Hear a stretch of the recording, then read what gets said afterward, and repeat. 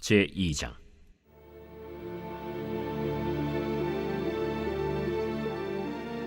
그 후에 다윗이 여호와께 여쭈어 아뢰되, 내가 유다 한 성읍으로 올라가리이까? 올라가라. 어디로 가리이까? 헤브론으로 갈지니라.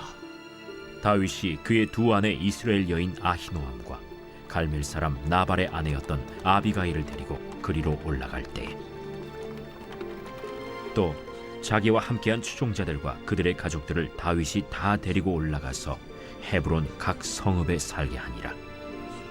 유다 사람들이 와서 거기서 다윗에게 기름을 부어 유다 족속의 왕으로 삼았더라. 어떤 사람이 다윗에게 말하여 이르되, 사울을 장사한 사람은 길앗 야베스 사람들이니이다.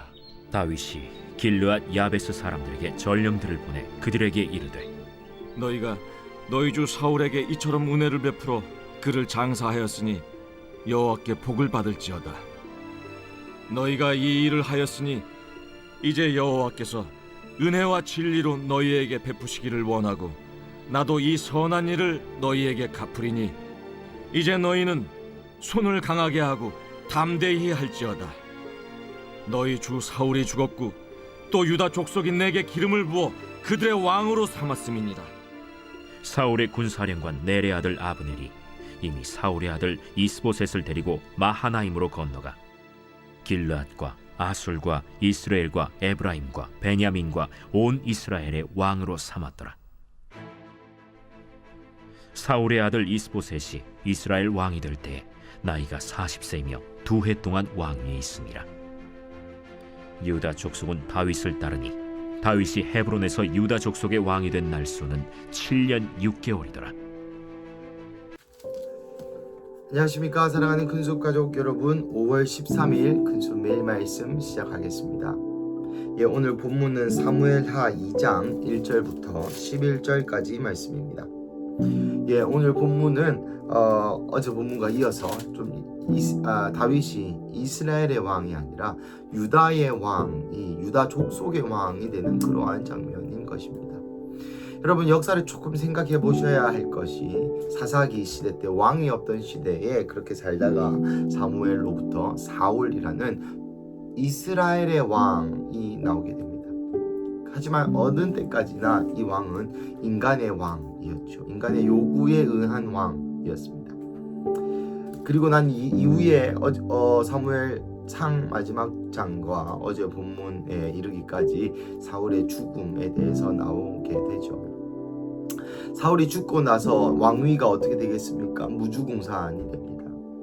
그래서 유다 족속은 이 다윗을 따르기로 결정하고 또 연함은 동쪽편에 요단강 동쪽편에 있었던 자들은 이 사울의 아들이었던 이스보셋을 왕으로 삼게 되는 그러한 장면이 나오게 되죠.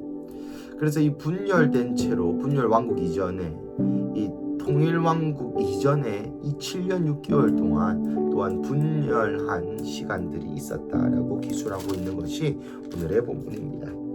오늘 1절 보시면 그 후에 다윗이 사울과 요나단과 또 그의 두 아들을 조상하고 또 장례식을 치른 이후에 하나님께 묻습니다. 유다의 한 성읍으로 올라가리이까? 하나님, 유다 중에 어디로 제가 갈까요 이제? 그랬더니 하나님께서 헤브론으로 가라. 여러분, 헤브론이 어떤 도시입니까? 헤브론은 이 갈렙이 이 산지를 내게 주소서라고 했던 그 땅이요, 이 막벨라 굴 아브라함과 그의 조상들이 묻혀 있는 그 땅이요, 이 대대로 헤브론에서 왕의 도시, 왕을 기름 부는 일들, 유다의 왕을 기름 부는 일들이 있었던 곳이었습니다. 하나님께서 헤브론으로 가라는 헤브론으로 가라는 하나님의 명령 앞에 다윗이 어떤 마음이 들었겠습니까? 그렇죠. 하나님이 이제 나를 왕으로 이끄시는구나. 이 헤브론의 의미는 연합, 그다음에 동맹, 결합, 하나되다라는 의미를 가지고 있고, 이 다윗 왕의 첫 수도이기도 합니다.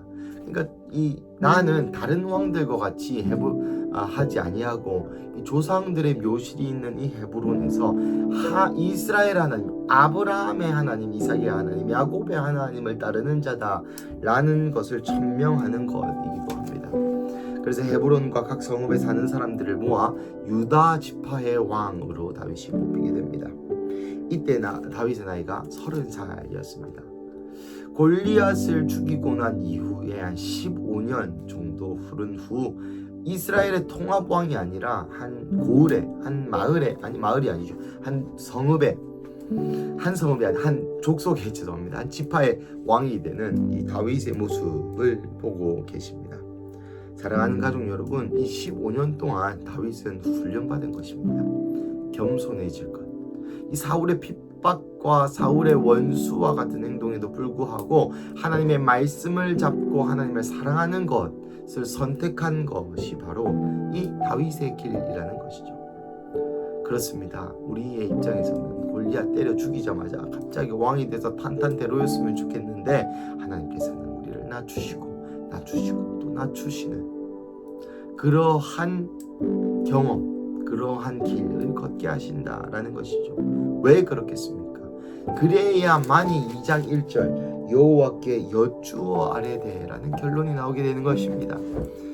하나님께서 사울을 버리셨을 때 사울이 한 것이 무엇입니까? 하나님께 여쭈지 않고, 하나님께 물어보지 않고 마음대로 임재를 갖다 쓰는 일, 하나님께 물어보지 않고 마음대로 살아가는 인생 때문에 하나님이 사울을 버리게 된 계기였다라고 말씀드린 바 있죠. 사랑하는 가족 여러분, 그렇습니다. 우리의 인생이 우리가 생각한 대로 잘 풀리면 좋겠죠. 하지만 그렇지 않지 않습니까? 왜 그렇지 않겠습니까? 이러한 길을 통과해야만이 하나님을 하나님으로, 또 하나님의 때에 하나님의 방법으로 하시는 것을 인정하기 때문입니다. 사랑하는 가족 여러분, 하나님께서 우리를 유다 지파의 왕으로, 이스라엘의 왕으로 삼으시는 이 과정 가운데에 순종하시기를 주님의 이름으로 축복합니다. 다윗처럼 마음을 톰하시기를 주님의 이름으로 축복합니다. 사랑하는 가족 여러분, 오늘 본문에 보시면 이 길르앗 야베스 사람들에게 전령을 보내서 그 사람들을 존중하고 그 사람들을 축복하고 그 사람들에게 혜택을 주는 장면이 나옵니다. 왜 그렇습니까? 그 길르앗 야베스 므낫세 지파의 땅에 살았던 그 사람들이 이 사울이 죽었던 것을 듣고 사울이 교시된 것을 보고 그것을 가져다가 장사하고 7일 동안 음식하고 7일 동안 장사 지내주었기 때문에 사울을 존중한 자들에게 내가 존중하겠다라는 의리를 보이고 있는 본문이죠.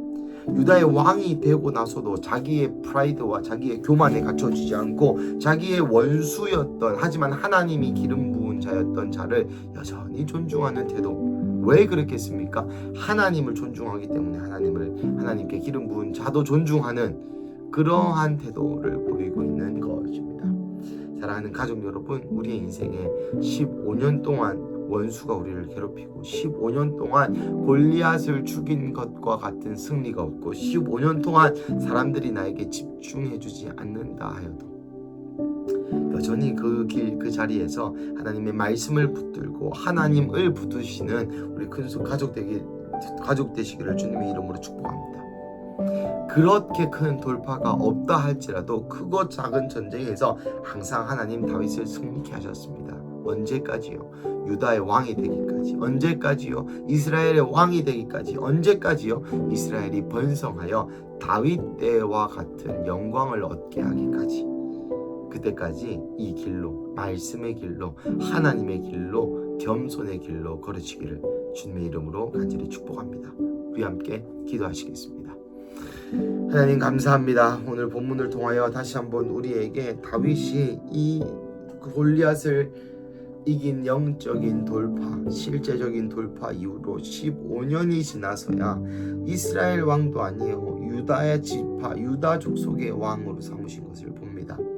하나님, 우리 가운데 큰 승리든 작은 승리든 항상 하나님 앞에 감사하는 마음이 있게 하여 주시옵소서.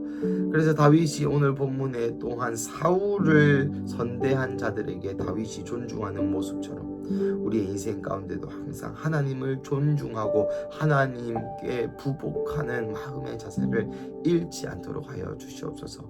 그래서 나의 권위로, 나의 무엇으로 왕이 되고 나의 무엇으로 골리앗을 이기는 것이 아니라 오직 하나님의 은혜요, 오직 하나님의 말씀이 이것을 이루셨다라는 겸손한 마음으로 살아갈 수 있도록 우리 근수 가족 한 명 한 명을 축복하여 주시옵소서. 주님 감사합니다. 이 모든 말씀 살아계신 예수님의 이름으로 기도드립니다.